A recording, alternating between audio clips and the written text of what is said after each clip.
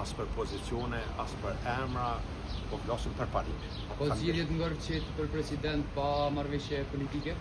Qëndrimi unë është i qartë, dhe unë është gjithmonë konsistenca prezent, gjithmonë kom deklaru që s'ka vijat kuqe me partit politike, gjithmonë jam i gatshëm me bisedu me secilin lider politik, në interesën e dobit venit dhe normalisht që deklarata jam ka qenë publike, ka qenë e qartë, fillimisht për prioritetet, se unë kum garu me një program, kum garu me disa prioritete, nuk kum garu për me pas 4-5 vetë ministra, 5-6 vetë, për me pas këtë pozicion, po kum garu me pas ambjent mirë për biznesin, me pas partneritet me aleatet tonë edhe me miqtë tonë, po edhe si partner me i trajtu, me i rrit pagat, me i rrit pensionet e shumë prioritetet tjera. A jeni optimist për marrëveshje, zoti Honza? Unë gjithmonë jam optimist.